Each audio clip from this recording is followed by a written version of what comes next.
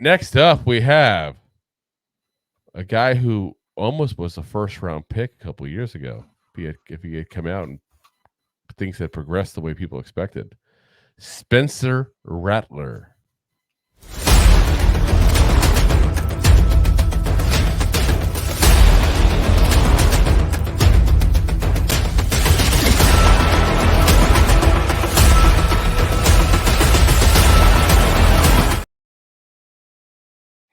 All righty. Now, what's interesting about Spencer Rattler is he's a guy who was literally projected to be potential first overall pick in the 21 draft when they were talking about the mock drafts before the college season started. Like he was projected to be a guy who would be just an amazing player and just never quite reached up to that potential.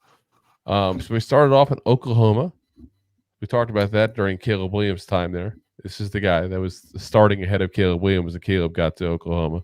19 to 21, he was there, and then spent the last 2 years as a Gamecock over in South Carolina. And no, I did not just want to say He the was words such a big Gamecock Gamecock. together. 6'1", 217 pounds, also 24 years old. In 13 games, 66.2 completion percentage, 3,026 yards, 18 touchdowns, 12 interceptions, 138.7 passer efficiency rating. In 12 games, 68.9%, 3,186 yards, 19 touchdowns, 8 interceptions, 147.7 passer efficiency rating with a 77.6 PFF grade there. As far as the pros and cons, pocket presence is very good. He knows how to navigate within there. And he always keeps his eyes downfield when he's on the move. And that's a big thing because he's got that ability to move. And there's a lot of guys that once they start moving, they just go right for where, as far as they can go. This guy keeps his head down the field and make sure if he's going to have an open guy before he hits that line, he's going to take that shot. Yeah. And I guess you want me to take on the cons. Go for it, Negative Nancy. Negative Nancy coming in here, which I don't 100% take this as a con, but I'm going to say he's a risk taker, which definitely backfires for him. And in the NFL, like, I don't know if it's the best thing, but he does take some bad risk at times. Sometimes it pans out, but he's probably in the bad side of bad decisions and those risks. And his deep throw, which coincides in his risk taking, isn't the best in college these days. Yeah. My biggest issue for him really is I always hate when people don't live up to hype. Is that his fault so much? I don't know. I don't like when people don't live up to hype. And this is a guy that literally was going to be the first overall pick potentially in a draft. That's how high he was expected to be.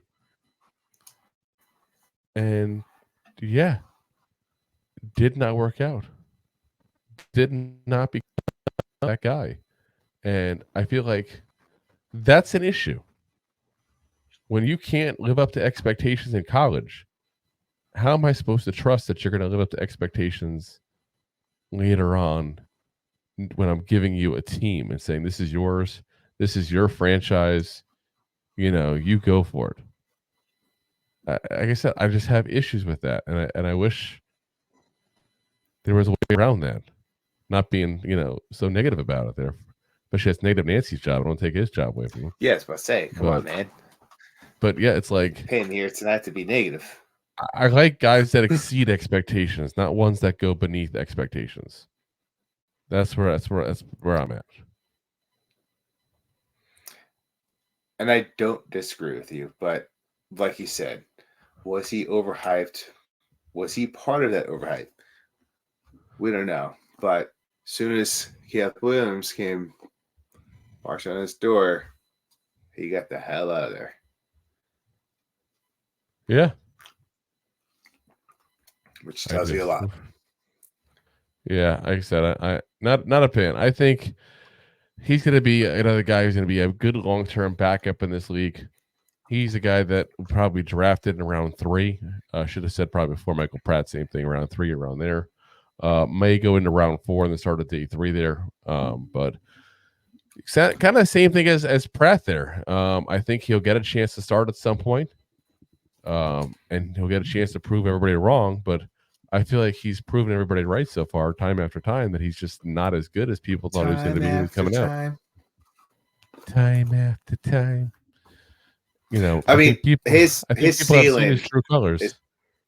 His ceiling, if he's lucky, is Kirk Cousins. But it's no, I don't think that. You know, well, Kirk Cousins wasn't Kirk Cousins 5 years ago. I think the wish version of Kyrie Murray. Kyler Murray? Yeah, that's a little bit mobile, a little bit undersized, but not living up to expectations. Kyler Murray. Just throw in Call of Duty and all of a sudden you're there. Yeah, but when was Kyler Murray drafted?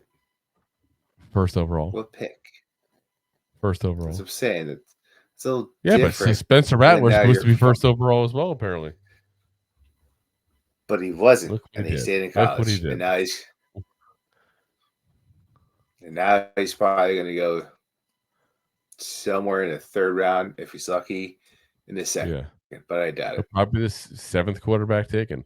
I'll say this, though, and this is going to sound potentially bad towards somebody else. If I have to decide whether trading up to get Bo Nix or staying where I'm at and getting Spencer Rattler, I'm getting Spencer Rattler. I think he's a lot closer to Bo Nix than Bo Nix is the rest of the 5.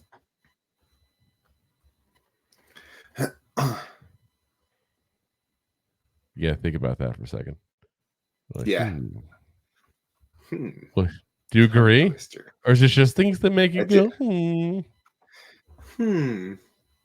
I mean, even at the Senior Bowl, when he was there, people said he was very close to Bo Nix as far as talent and how they looked on the field.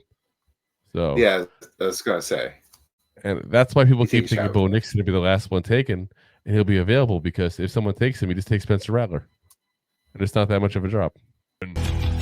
Thanks for listening to Two Giant Goofballs, a New York Giants podcast. We appreciate your support. Thanks so much.